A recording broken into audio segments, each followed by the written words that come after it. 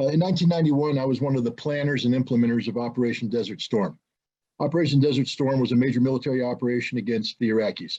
It kicked off with I believe, a 44-day strategic air campaign. We started off that air campaign by blowing up every means of communication, meaning we shut down the radios, we shut down the TVs, we shut down everything. We blew up all the bridges, we blew up all the highways, we blew up everything.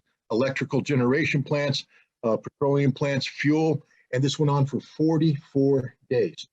And we slaughtered the Iraqi people, slaughtered them. It's not a violation of the war. Everything we bombed was a legitimate military target, but the point is, we killed a lot of Iraqi civilians. Now, the reason why I bring that in is Russia engaged in a major military campaign against Ukraine. You know what they didn't do? They didn't shut down cell phone service. They didn't shut down internet connectivity. They didn't shut down the railroads. They didn't shut down the highways.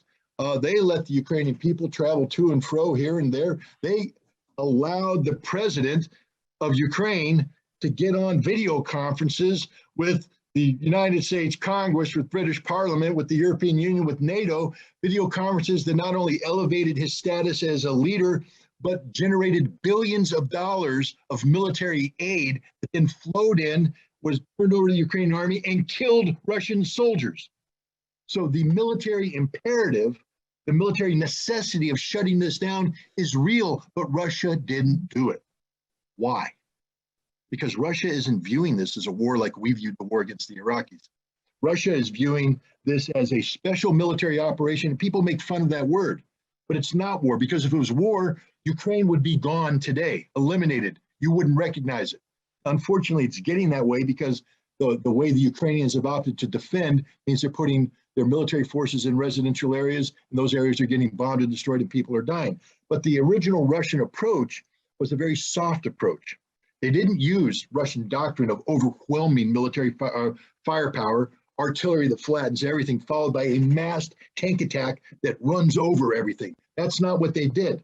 They actually came in with light infantry units up front who tried to negotiate their way through the towns and cities, meet with the elected officials and say, we're not a threat. Just let us go through and do our job. We won't bother you. You can continue to govern the way you want to govern.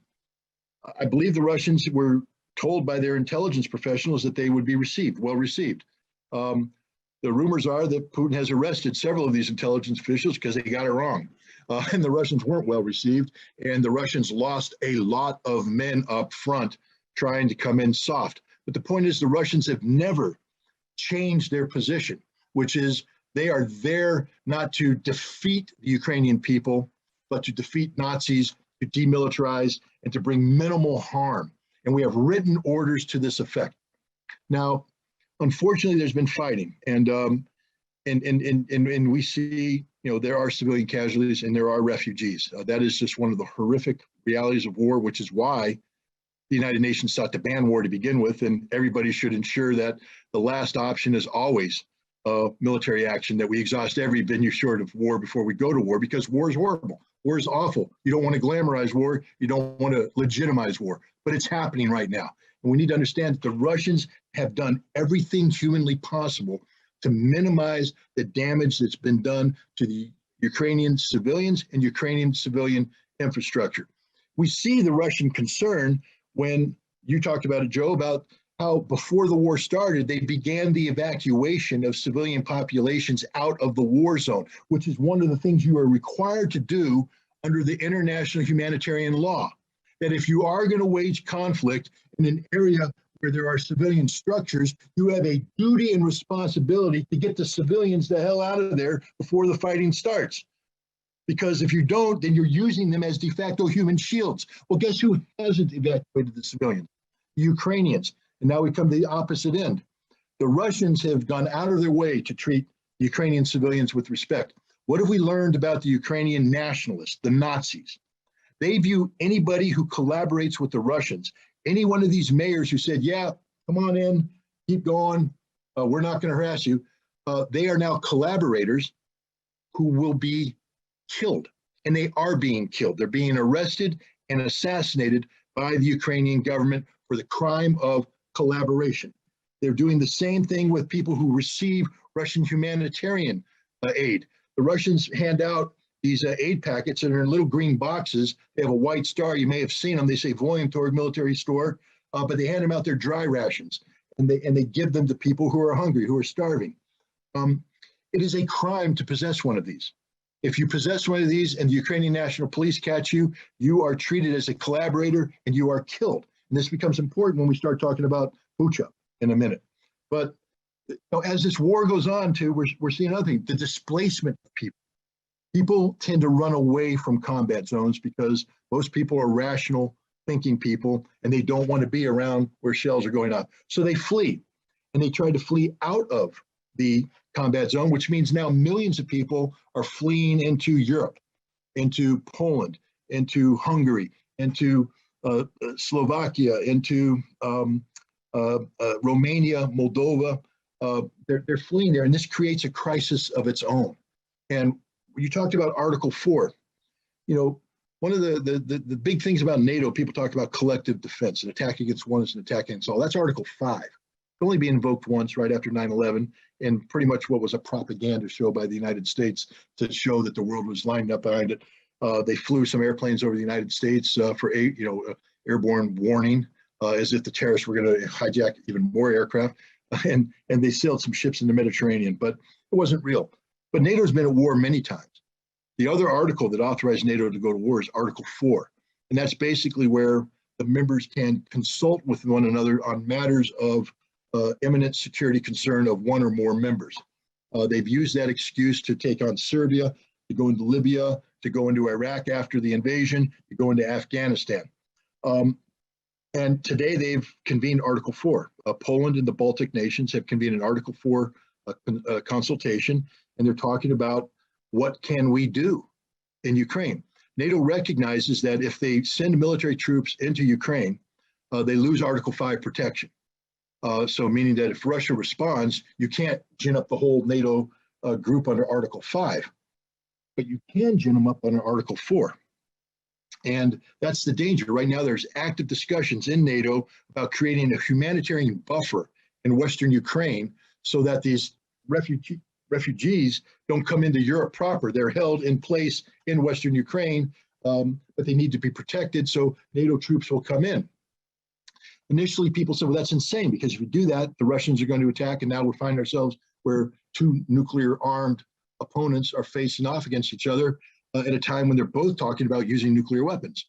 So there's been a lot of hesitation about getting people involved. But as this war progresses, and I believe it's going to get far worse before it gets better, there's going to be even more humanitarian pressure on Europe in the form of this wave of refugees, and there will be more pressure on Europe to do something about it, to include putting a buffer zone in that could lead to force-on-force conflict with Russians. But now we come to Bucha. Bucha was occupied by the Russians. The Russians, I'm not going to sit here and tell you that Russia's been perfect. My experience in the military is no military is perfect, because it's composed of human beings who are subjected to some of the most horrific things in the world. Man killing man, or woman killing man, whatever. Human killing a human in a combat situation is murder. It's organized murder of the worst sort, and it's not easy to do. It's not something, and it's good that it's not easy to do, but when you get into a combat mode, and I speak of personal experience, you dehumanize the enemy because you go insane if you viewed them as human beings. So you dehumanize them to the point that you can kill them without thinking, without remorse. And if the second you lose that edge, you die, because the other guy hasn't. He's going to kill you.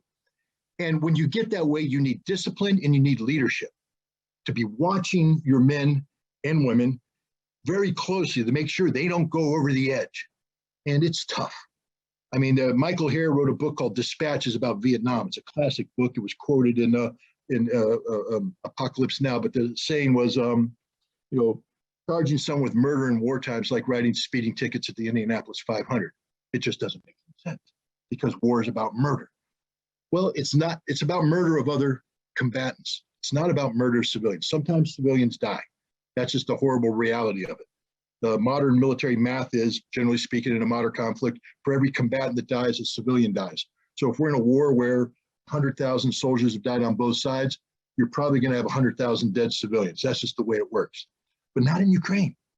In Ukraine, the numbers are much higher for combatants killed than civilians killed. The number's still big for civilians, but the ratio is not 1-to-1.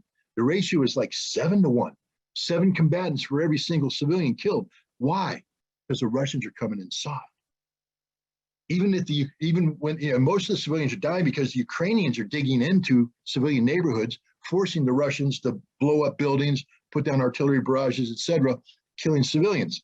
But the numbers would be even lower if the Ukrainians obeyed the law of war. The reason why I bring this up is we're talking about mindset. We have one side that says we're trying to preserve human life, and civilian infrastructure. We have the other side that says if you collaborate with the Russians, you will be killed. I mean, it's written down. They've made videos. They talk about it. So now the Russians are in Bucha to withdraw, part of this withdrawal.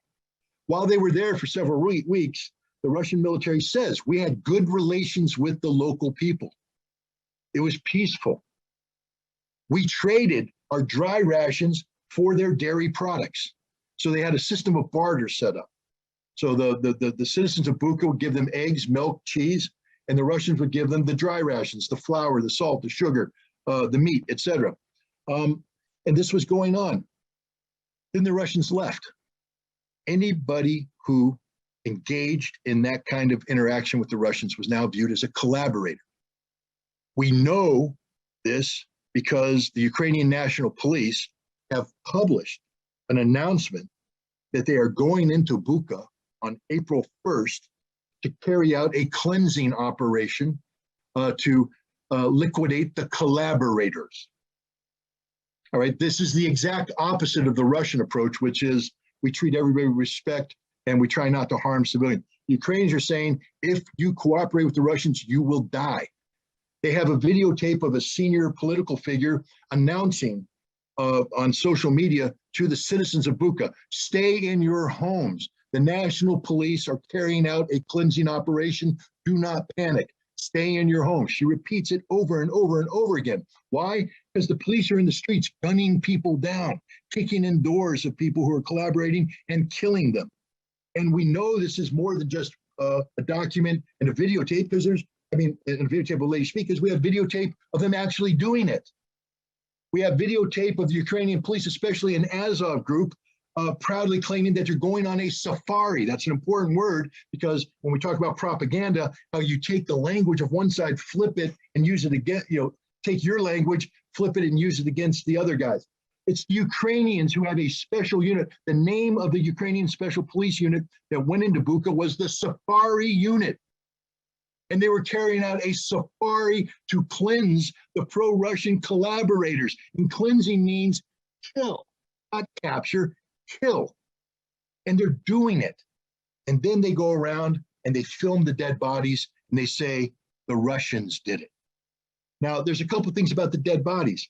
One, most of them are wearing white armbands, which means that they were telling the Russians, we're on your side.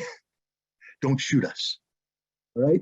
2, near each body is a green dry ration box, which they were carrying when they got killed, and it's on the ground next to them. 3, when they didn't have the armband, it's because the armband had been taken off and used to bind their hands behind their back. These people were murdered, not by the Russians, but by the Ukrainians. And yet that's not the spin that we're getting right now. The spin we're getting is just the opposite. All the forensic data that's available right now strongly suggests that the Ukrainians are responsible for the death of these people in Bucha. There's no doubt about it. The other interesting thing is they're trying to say these bodies died. I don't want to get too graphic here, but I've been around dead bodies. All right. You shoot a body on March 19th and you leave it lying in the street in 50 and 60 degree weather until April 2nd, the body ain't looking like they're looking on TV. Bodies tend to bloat up. The clothing tends to tear because the body swells and then the body bursts, and it's very disgusting. It's gross. It's fetid. It's putrid. It's not what you saw on TV. What you saw on TV were freshly killed human beings. And we have another piece of evidence that more people need to pay attention to. A Mexican journalist gained access to Bucha on the same day that the Ukrainians were declaring this. And he filmed the bodies, fresh blood. He sat there and said, these people are freshly killed. This is fresh blood. Body ain't laying there since March 19th. It has fresh blood. These people were murdered on April 1st by the Ukrainian National Police. And yet we have the President of the United States coming out and saying that this is a war crime perpetrated by the Russians and Vladimir Putin needs to be brought to justice in The Hague. This is a propaganda war unlike anything we've seen in modern times, because it's not just about manufacturing a case for war. This is about an outright lie about murder, which makes us complicit in the crime, us being Americans, because that's our president who's facilitating the crime. Thank you for that. Yeah. Yeah, and likewise in Mariupol, you know, there's people have been saying the 8th Battalion took over the theater, they took over the maternity hospital, you know, that there's witnesses from that region as well. But I want to get into more of the military situation there. You said Russia's winning. That's not what we're hearing in the corporate media in the United States. Recently, I guess they launched into the second phase of their operation. You could talk a little bit about why you believe Russia's winning and what they're doing right now. Okay, we'll talk about a couple things. One, we'll talk about the concept of maneuver warfare. It goes back to the ancient Greek times, the phalanx. Let's talk about Napoleon. The American Civil War in the early stages. You had lines of troops marching, and most people say, well, that's pretty brutal. It's line against line. But actually, if you look at it on a map, as they diagram most battles, you get to see certain things. For instance, the notion of fixing an opponent in place. If an enemy has a big concentration here, and I put a big concentration up opposite him, he can't move his troops because he's threatened by my troops. I've fixed him in place. I can then do a feint. I can move troops over here in this direction, and he has to respond to that, move his own forces in that direction. That is a feint. I can then do a deception attack. That is, I can launch an attack here, maybe at odds that aren't favorable to me, but he has to respond to that by bringing in troops to respond to that. And then I can do pincers. While I've shaped the battlefield in this way, I take my other troops and I surround them. And now I can kill them all. That's Napoleonic warfare in a nutshell. And it worked that way in World War II. We saw massive battles of maneuver and encirclement fought throughout Russia between the Germans and the Soviets from 1941 up until 1945. Major maneuver warfare. We saw that in the Gulf War, the war that I was involved in. We used feints. We used deception attacks. We used fixing attacks. And we used large maneuver operations, the great Hail Mary, remember, that rolled everybody up. And the reason why I bring that up is this is simple military science. And you know who some of the greatest students of military science in the world are today? The Russian officer class. I mean, we treat them like they're kindergarten kids.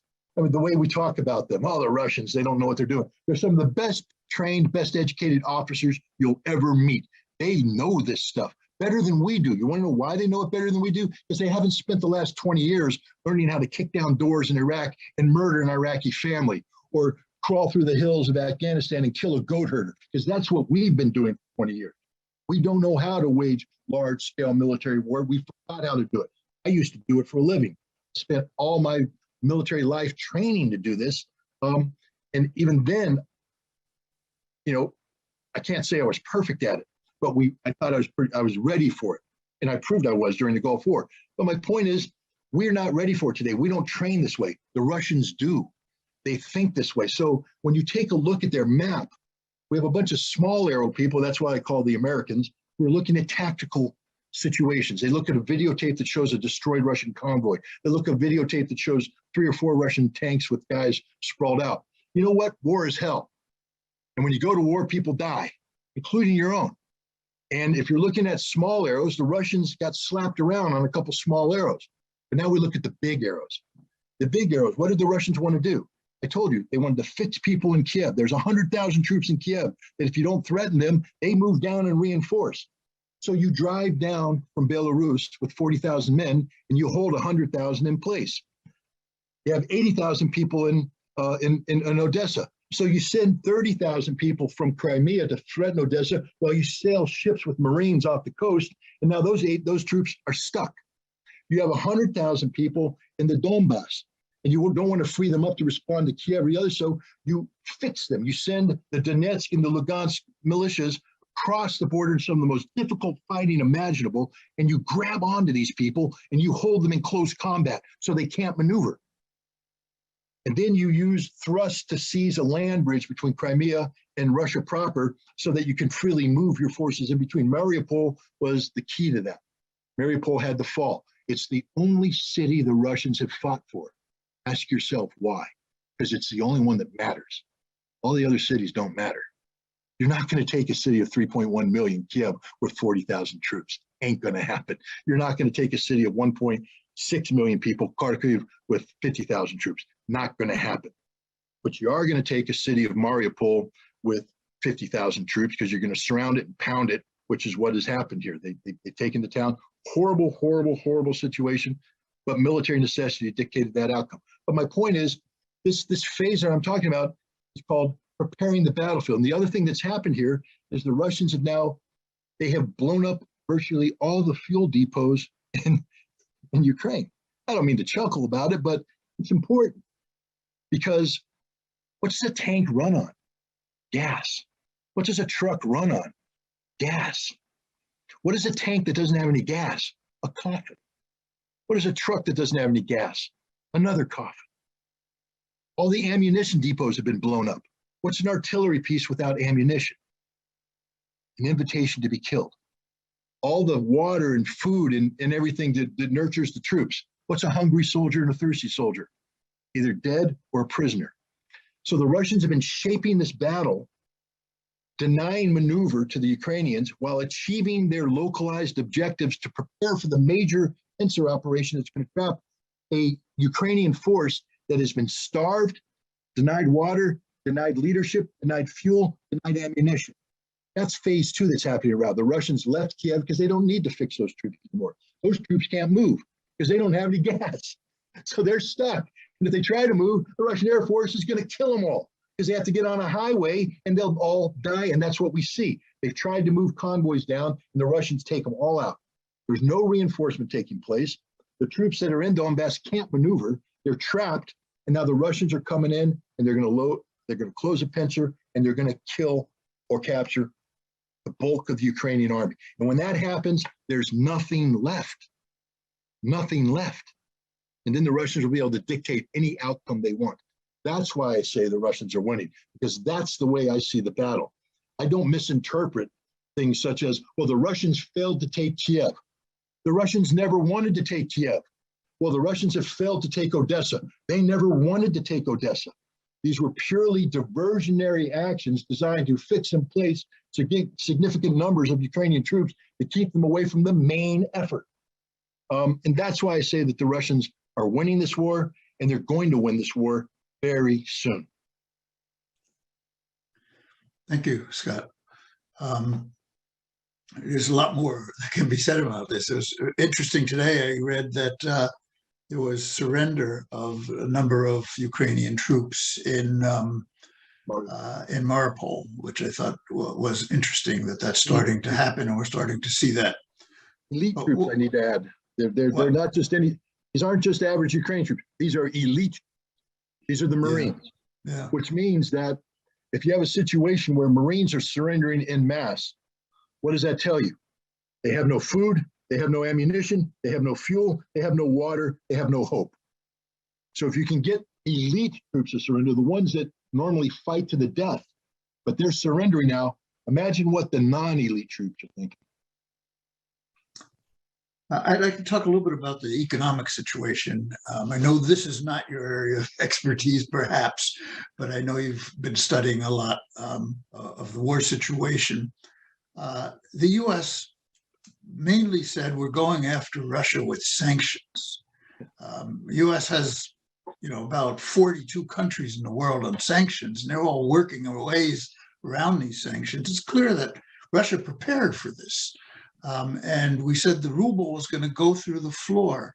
But what we're seeing now instead is the ruble is getting pretty strong. countries are starting to trade with the ruble. It's becoming more of an international currency.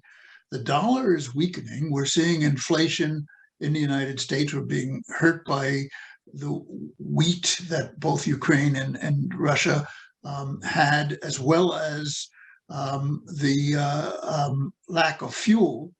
And more than us, Europe is in terrible situation. I have no idea what the hell they're doing in Europe, because German industry is one of the few Western countries that's still industrialized.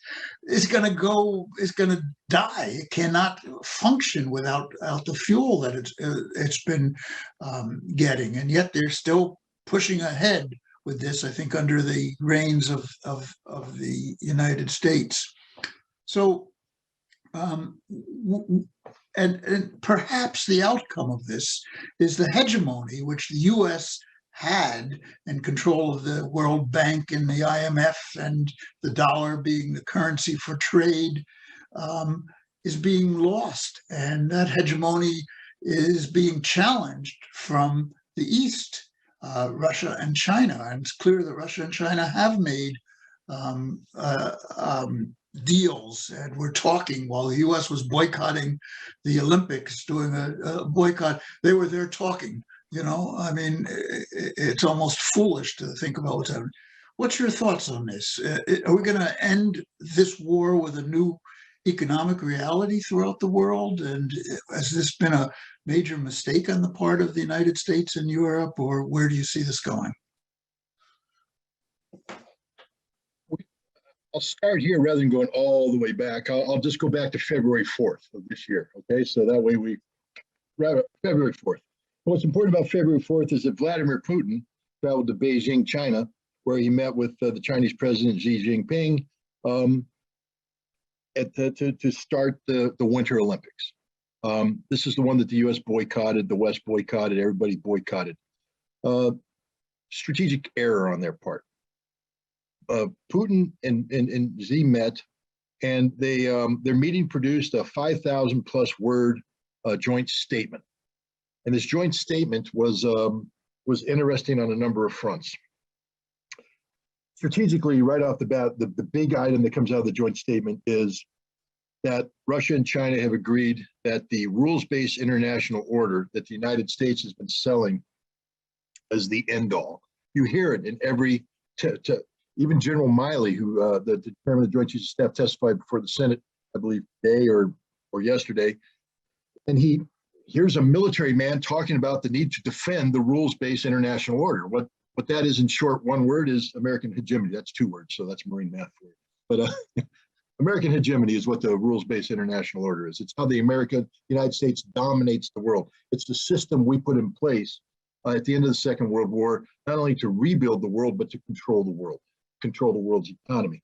It promised not to do history, but George Kennan wrote something called the Long Telegram that was used as a document. He wrote it in, I think, 1948, 49, 46, maybe later, but in the 40s. And he said this is a document that became famous because it became the foundation of the American policy of containment that led to the creation of NATO and the Cold War.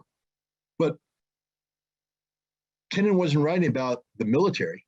Kennan was writing about the economy. He said that the Russians aren't buying into the American effort to impose a dollar-based economic control over the Soviet Union through the Marshall Plan and aid. The Russians rejected that. The Soviets rejected that.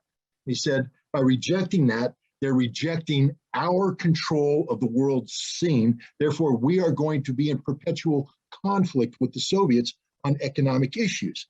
And he was right, because they're not going to surrender. They didn't surrender until 1990. Then they surrendered. We saw what happened to Russia once they surrendered. But my point is that the United States have been using this rules-based international order to control the world, not to help the world, to control the world to America's sole benefit. It's all about us, not about anybody else. If other people profit from it, great, but we don't care. We want it about us. And you see this with, the arrogance of Joe Biden, telling the German premier, the chancellor, you can't have a pipeline with Russia. You have to shut it down, even though it's going to destroy your economy, because it's not good for us. What kind of hubris is that? It's the hubris that comes from thinking that you are the world's essential nation, that the world can't exist without you. But guess what? Russia and China can exist. And they reject this, and they formally said, there will be no more unilateral world. We will no longer recognize the United States as the singularity around which the world gravitates. It's now going to be a multipolar world, one that is a law-based international order, the law being the United Nations Charter, meaning Russia and China aren't trying to rewrite the system. They're embracing the system the world agreed upon in 1945. They're saying this will be it, but it's going to be a United Nations where we have multiple poles of influence, like the BRICS, Brazil, South Africa, India, Russia, China. Imagine that. Everybody is equal. Imagine that. and they also said, this concept of American economic hegemony that's linked to this transatlantic alliance. No, we're focused on a trans-Eurasian economic union that connects Russia with China through Central Asia and through India, Pakistan, inclusive of the Indo-Pacific region, reaching into Africa.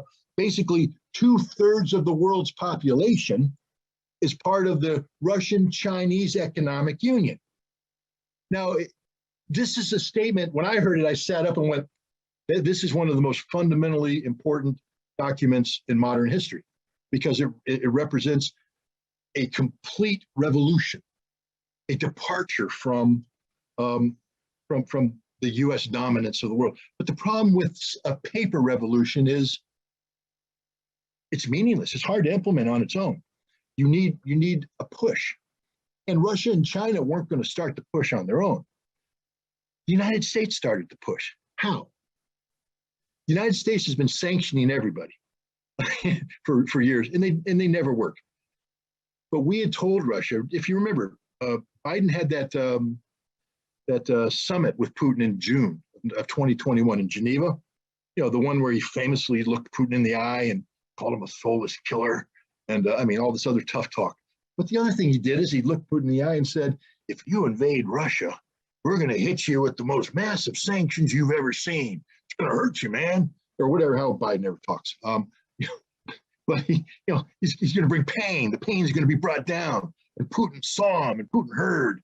Well, yeah, Putin saw him, Putin heard. Putin went back to Moscow and said, hey, if we go into Ukraine, they're going to hit us with sanctions. What do we do about it? And they prepared. And one of the ways they prepared, and this is where the ignorance of the United States comes into play. Because of the 1990s, the collapse of the Soviet Union and the American economic exploitation of Russia, Russia had become inexorably intertwined with the Western economy. About 20 to 25% of the Russian middle class is linked to the West economically, culturally, and you can't divorce that. If Putin ever said, I want to cut relations with the West, he'd be voted out of office, because this group is a politically empowered group that isn't going to play ball. They want relations with the West. You have the oligarch class that, again, Yeltsin breathed life into. These are very corrupt people who stole the national wealth, made it their own, and enjoy monopolies. When Putin came to power, he said, I understand I can't shut you down because you control our economy. I'm going to let you stay in the economy, but you're out of politics. If you stick your nose into politics, I cut you off the knees. And he did. He took over Gazprom. He kicked or Lukoil, I think, and he kicked the oligarch out of the country. Several of them fled, but many of them there. A lot of people talk about, the ignorant people say Putin needs the oligarchs, that he's part of the corruption of the oligarchs. No, Putin hates the oligarchs. He just can't get rid of them because economically they're too ingrained. Well, what did Biden do? First of all, he broadcast what he was going to do. So Putin was able to get a plan. And then he did what he said he was going to do. Cut off the economic system, a complete economic divorce with Russia, between the West and Russia. He just did Putin a favor. Had Putin initiated that divorce, people would be in the streets rioting, he'd be out of office. But the United States initiated the divorce, and Putin went, thank you very much, we're done with you. We're finished. We are never again going to allow Western economy to be able to dictate to Russian national security interests. It's a divorce, full, final, and complete goodbye. And the Russian people are like, oh my God, but the West did it. You can't blame Putin. What else did we do? We seized all the assets of the oligarchs. Guess who don't have any money anymore? The oligarchs. And without money, you think they got power? Putin gave a speech a couple of weeks ago where he told them, get the hell out of Russia. He's talking to the oligarchs. Leave. You're not real Russians. You've been stealing from us. You've been living a life of luxury, and we no longer need you. We no longer want you. We did Putin the greatest favor he ever had. We've empowered him in a way that was unimaginable because he was trapped by the Western economy, by the interlinking between Russia and the West. No longer. It's a divorce. And it's a divorce that's coming out in his favor. You remember how Biden bragged? I collapsed the ruble, as if that's something really cool to do. I collapsed the stock market. Just let's put on our humanitarian hat. That's a word we like to use. How would we feel as Americans if a foreign power on a whim decided to shut down our economy? We're all unemployed now. We don't have a paycheck, but we still have mortgages, so we're going to lose our homes. We have kids in college that can't go to college anymore because we don't have any money. We're going hungry. We're homeless, all because some idiot overseas decided he wanted to shut down our economy. Well, that's what we were doing to the Russians. So any American who sits there and says, no, we need to do that, really? We need to screw 139 million people like that? You would never tolerate it happening to you. That's what we were doing to the Russians. But fortunately for the people of Russia, Putin was told in advance what we were going to do. So he sat there and he said, really? You're gonna seize my sovereign wealth fund that's composed of euros and dollars in your banks that I use to pay off all my debt and make our economies interact? Thank you. Because what I'm going to do now is empower the ruble. You guys got a dollar that's worthless. It's based upon a debt-run economy, a petroleum dollar that we're going to rip away because the world's not going to be paying for petroleum dollars pretty soon. They're going to be using other currencies like, imagine, the ruble, which is now linked to the gold standard. Russia's been stockpiling gold for 20 years under Putin, and they got a whole bunch of it, and he just linked the ruble to gold. And guess what the ruble's doing today? Boom. It is more powerful now than it has been in a long time. We collapsed the Russian stock market, not on your life. Look at it, up 4, 5, 6, 8% per day. It's doing well. You know who's not doing well? Europe. Europe is hurting bad. Why? Because the United States promised things we couldn't deliver. We promised them that we will get them the oil, the coal, the gas they need. We had a plan B. Turns out we didn't have a plan B. We can't get them what they need. And if they cut themselves off from Russia, their economies literally shut down overnight. Not just temporarily. German economists are warning Chancellor Scholz that this could be a permanent damage to the German economy. It will never recover. This will be worse than the Second World War. And that's what's about to happen to Germany. That's what's about to happen to France. That's what's about to happen to all of Europe, except those countries that has said, yeah, we're going to play ball. Hungary ain't going to suffer because Hungary just agreed to buy all their energy in rubles, which is the other thing that Putin said. He said, you want to cut me off my sovereign wealth? Okay, I don't care about dollars and euros anymore. Get rid of them. I don't want them. I only care about one currency. That's the ruble. And if you want my gas, you got to pay me in rubles. It's a brilliant move. Putin has literally checkmated the West on their economic sanctions. Is there some belt tightening in Russia? Yeah. But right now, I guarantee you, if you go to a Russian supermarket, there ain't no empty shelves. Go to a German supermarket. Shelves are empty, man. They got nothing. And I don't mean to gloat because I have family that lives in Europe and all this, and I feel sorry for the civilians. But this is, I'll leave you with this. Most people who are watching this are old enough to remember the election of Bill Clinton in 1992. And he had an advisor named James Carville. And Clinton was running around talking about foreign policy and this and that, to save the world, all this. And Carville said, shut up, man. There's only one thing to get you elected. It's the economy, stupid. People vote their pocketbooks. And you want to talk about a path out of this predicament? Every single one of these European nations are ostensible democracies. And I can guarantee you that Scholz's political future is very short.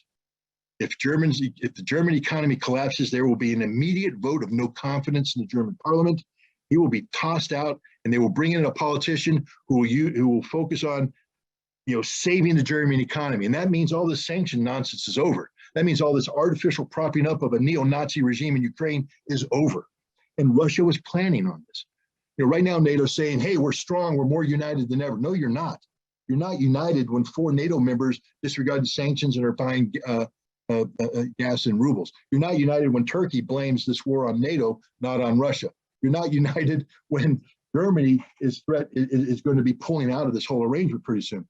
NATO is weak, and this is the Russian plan. The Russians have 2 major objectives now from this. One, after the Ukrainian victory, one is a new European security framework that respects the legitimate national security interests of Russia, that keeps NATO away from its borders. This is going to happen within the next 5 years because Europe cannot sustain this American vision of a strong NATO. How is Germany going to pay $100 billion to rebuild their military when their economy is in the dirt? Ain't going to happen. United States, General Walters, the commander of the U.S. forces in Europe, testified before Congress, and the Congress said, frying them out. We're giving you $839 billion, so you're going to send troops over to Europe, right? He said, no, we're going to wait until after Ukraine settles down. Why? Well, because this is a political problem.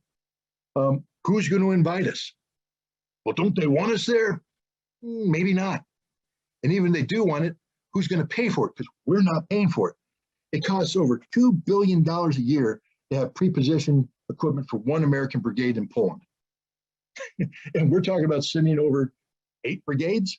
That's $16 billion just to house them. Now you got to feed them. You got to train them and equip them. Who's going to pay for that? Because the American taxpayer ain't paying for that. Europe will have to underwrite it, and no European country can afford that. So this concept of NATO unity is a farce.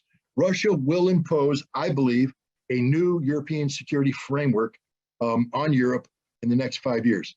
It could be very risky, though, because if Finland and Sweden decide to join NATO, that complicates things. But I have confidence that the Russians have a plan. Why? Because they said they have a plan, and Putin don't bluff.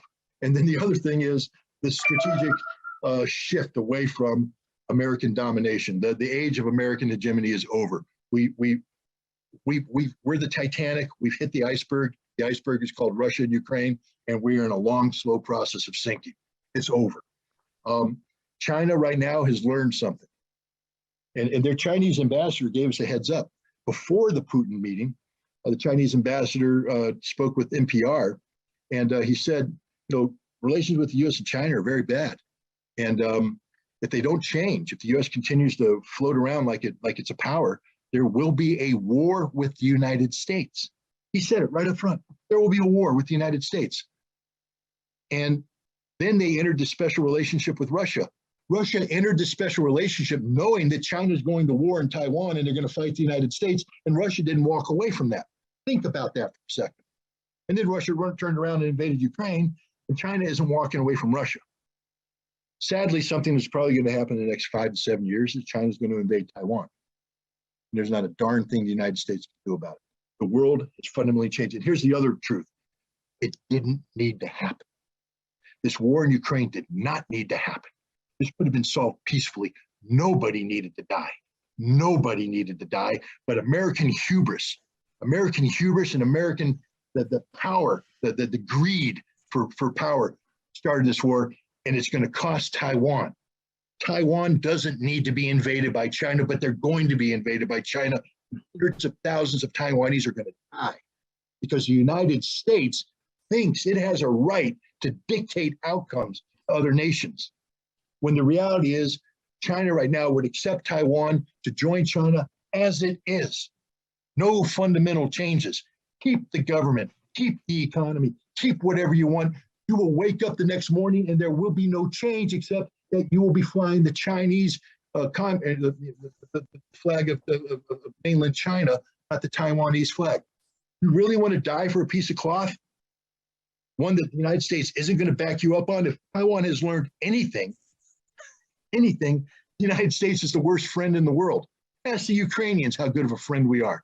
We're willing to fight the Russians to the last Ukrainian, and we'll be willing to fight the Chinese to the last Taiwanese. That's the sad thing. And if you're anti-war, this has to be the biggest nightmare in the world, because we're seeing a major war in Europe that should have been avoided, and we're going to see a major war in the Pacific. Yeah, no, it's crazy. And I wanted to mention that, you talked about sanctions, and in reality, most of them are what we call unilateral coercive economic measures. They're not legal structures. They're illegal economic measures imposed unilaterally by the United States on other countries, and mostly countries in the global South. More than a third of the world's population, more than a third of the countries we're sanctioning are in the African continent. And the global South is not going along with the US on this. Everything that we've done has been to isolate us and undermine ourselves and show that we can't be trusted. I interviewed Michael Hudson a few weeks ago, and he basically said March 23rd was the day we seized the Russian assets after seizing Venezuela's and Afghanistan's. The whole world now sees it. You can't trust the United States. So this is a game-changing situation. There's a number of things I would like to talk a little bit about Biden. Some of the things that he said, if you could comment on. He's talked about, we just have to pay these higher fuel prices. We're all going to have to pay higher prices for food as a result of this. This is just the price that we pay. He's talked openly about, pretty strongly alluded to wanting regime change in Russia. And you've talked about Biden's role in Ukraine and in the coup in 2014, and the ways that he's compromised in terms of Ukraine. So if you could talk kind of about your take on Biden and all of this. Well, I think in fairness to full disclosure, I have to say that I don't like Joe Biden, and my feelings for him are deeply personal. They go back to the fall of 1998, when I resigned from the United Nations. I testified before the United States Senate, and Joe Biden behaved in probably one of the least professional appearances of his entire unprofessional career, mocking me, mocking what I was trying to do, calling me Scotty boy, saying that it was above my pay grade. That's why other people get the limos and I don't.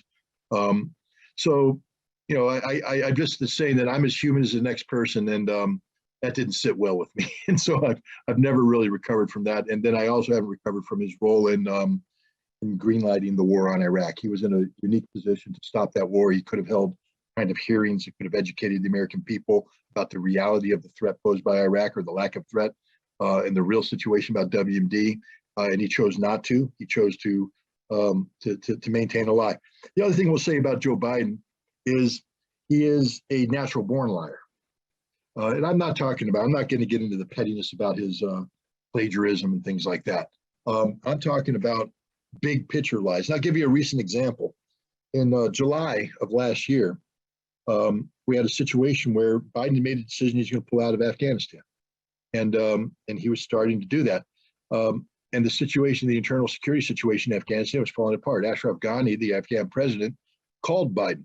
And he panicked. He said, I got 15,000 Taliban and Pakistani insurgents pouring over the border. My army's on the verge of collapse. If you don't continue to give us air support, it's going to be over. We're going to be gone in a matter of days. And Biden shut him up and said, whoa, you can't say that. What I need you to do, and this is virtually a direct quote, people can look it up and see if I'm not exaggerating. What I need you to do is go out and say everything's okay. Everything's under control. And here's the important one. Even if it's not true, we need to create the perception of control. So he's ordering someone to lie, not just to his own people, but in a statement that'll be heard by the American people. So they're lying to the American people. And he's saying this to achieve a perception that deviates from reality. That's Joe Biden. He is a liar. On Ukraine, he is compromised every which way but Sunday. We saw his involvement in the Maidan. He was involved, in shaping the Ukrainian government. We saw his direct interference with the prosecutor case. Where he bragged, "Son of a bitch, $1 billion." I mean, that's what he did. That's what he does. I'm not going to get into his son, except what the hell is this son who has no qualifications doing at on the board of a major energy money laundering group. Burisma is not a legitimate energy broker. It is a money laundering machine, specifically there to create a mechanism to buy American politicians. You'll be surprised how many photographs you see of all these officials that are on TV today talking about the great, wonderful Ukrainian democracy. They all have photos in their photo album, because I've seen them, of them sitting there at a Burisma site with a Burisma jacket on it, and in their pocket is a nice little Burisma check, because they're all bought and paid for. Burisma owns everything directly or indirectly, because that's what the Ukrainian government created them to do. Biden is corrupt. I'm not going to say that he is personally corrupt, but he's intellectually and morally corrupt on the issue of Ukraine. And therefore, you know, if this was any other situation, he would have to recuse himself from this. But he's the president of the United States, so he can't recuse himself. But you know, we are married to a policy that makes no sense. Literally, our Ukrainian policy makes no sense. It's not good for Ukraine, and it's no longer good for the United States. I mean, all the corruption money that we used to have that bought off our politician, that's going to be gone. And the people that are caught in the middle are the Ukrainian people. I mean, no matter where you stand on the issue of Stepan Bandera, the Nazis, whether Russia's right or wrong, my God, if you're not crying every night for the people of Ukraine, you're not human, because they don't deserve this. And yet this is their lot. There's a lot of other people. I see a lot of statements about Palestine. I don't want to get into that because that's a totally separate subject. But yes, the Palestinian people are suffering every day, and they should not be ignored. The people of Yemen are suffering. The people of Iran are suffering. The people of Venezuela are suffering. Everybody who is put on the receiving end of American corrupt policy, because there is no uncorrupt American policy. Everything we touch breaks and dies. And most of those policies were crafted by Joe Biden, who's been involved in policy formulation and implementation for nearly 5 decades. Everything he touches dies, literally. He's the commander in chief. He's the guy we got. I don't know if I answered your questions. I might have gone off on a tangent there. I apologize. So, Scott, do you have a last closing thought?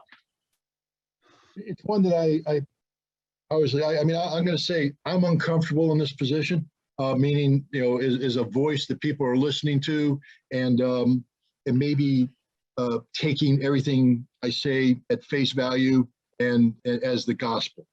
Because if you're doing that, you're committing the same mistake I believe Americans make when they watch mainstream media.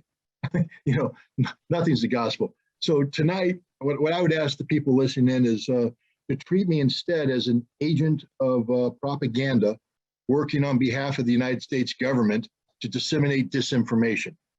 Don't believe a word I said. Assume everything I said was a lie. Write down what I said and go out and research it and try and prove me wrong. And if it turns out that what I said was right, great. Now you've empowered yourself by doing your own research into a topic, and now you have some information that isn't just derived from listening to somebody say something, but you actively researching the topic and getting to know it. And if you do that, I think we've done a great service here, because democracy dies the moment the citizens stop becoming informed constituents. We inform ourselves not by listening to others, but by actively participating in a process of debate, dialogue, and discussion that empowers us with knowledge and information so that we can hold those when we elect a higher office accountable for what they do in our name. And I think that this has been a very valuable forum for that. I thank you very much for inviting me here. But again, I just ask everybody who watched, go out and do your own research and view this as a jump start to it, but not as the end all. Thanks. Thank you, Scott. Margaret, do you have any closing thoughts? Yeah, and Scott, I want to thank you so much. I know it's not a fun position to be in, but we really appreciate your courage and integrity in speaking out on these issues and educating us. I just, I want to thank everyone for being here, because it's so critical that you took the time to be here and learn this information. And now you have a task, which is to go and share this information with others. I've seen a lot of people concerned about being able to share this. Yes, this will be up on YouTube. It's up on the UNAC Facebook page. People have been sharing it out. We'll have a copy of the chat that folks will get access to. So, so you will have this, you will be able to share it out. But it's so important that we cut through the lies that are being told, the blatant lies that are getting people to cheer us into a major conflict. And we didn't even get a chance to talk about that. And maybe we will be able to do a second session. People have been asking about that, so we'll have to discuss the possibility of that. But I think this is the world is changing right now in a way that it was, many were predicting, but it's happening very quickly. And so it's up to us to educate people, to cut through the lies, and to continue to put pressure, raise awareness and put pressure on our own government to stop the destructive acts that we're taking. So I want to thank everyone for being here, and I'll stop there and get off my soapbox. But thank you, Scott. I want to thank everybody too. And thanks, Scott and Margaret, of course. It's important that we get together and we discuss this stuff and talk about the truth. I'm sure everyone is feeling like I'm feeling, that when we see the truth of what's going on in Ukraine, and have studied it a little bit and tried to speak about it, they try to shut us down. They try to shut us down by closing our Twitter accounts. We haven't mentioned that Scott was closed down today. They took him off Twitter. All of us censor ourselves a little bit. On Facebook, I know that if I put something that looks violent, they're going to stop me. So we tend to censor ourselves, and it's difficult. So it's important that we get together, and it's also really important that we keep on speaking truth to power. We're going to win this. We're going to win this whole propaganda war. We're going to win the war that will change our society to one that is beneficial to all the people. But we have to do it, and we have to stay together. And we do hope to continue to do these things. We have to. This is a situation that's changing very, very rapidly. And what's going to happen at the end of it is going to require a lot of thought and a lot of people getting together and organizing to make sure that we can live well, that the people in Ukraine can live well, the people in Russia can live well, and we can have a world that's seriously a world of peace and justice, which is what we're all fighting for.